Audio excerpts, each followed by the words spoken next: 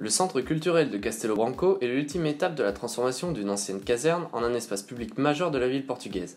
Le programme était double, une galerie d'art et une salle de concert. L'agence d'architecture Mateo Arquitectura, dirigée par Joseph Luis Mateo, en charge du projet, a décidé d'y intégrer d'autres équipements culturels, comme des restaurants, des bars, un petit centre commercial et même une piste de patinage sur glace. Les architectes ont installé au cœur de Castelo Branco un réel espace public. Pour cela, il a dissocié les deux programmes. Le centre d'art est en partie enterré sous la place, l'auditorium et une grande salle d'exposition occupant un volume suspendu au-dessus du sol et soutenu par deux puissantes piles de béton.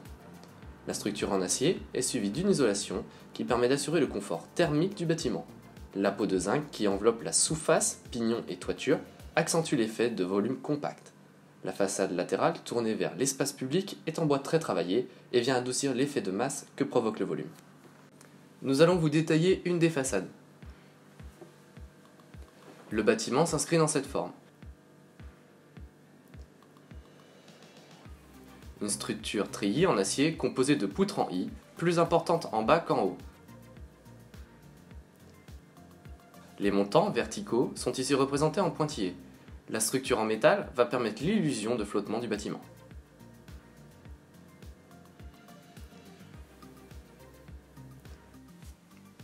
Sur cette structure, on vient poser un plancher collaborant, c'est-à-dire un bac acier ondulé dans lequel on vient couler du béton.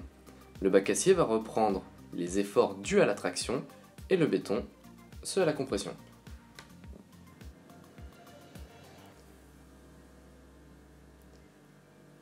Ensuite, une couche d'isolant est installée par-dessus, elle recouvre l'ensemble de la structure en passant par la gouttière et dans le retour de la fenêtre. L'isolation par l'extérieur va permettre d'éviter les ponts thermiques. Puis, une couche d'étanchéité va être appliquée sur toute la surface extérieure du bâtiment, mis à part au niveau de la gouttière, où un autre type d'étanchéité va être mis en place. Pour finir, une enveloppe en zinc va venir recouvrir l'ensemble de la façade.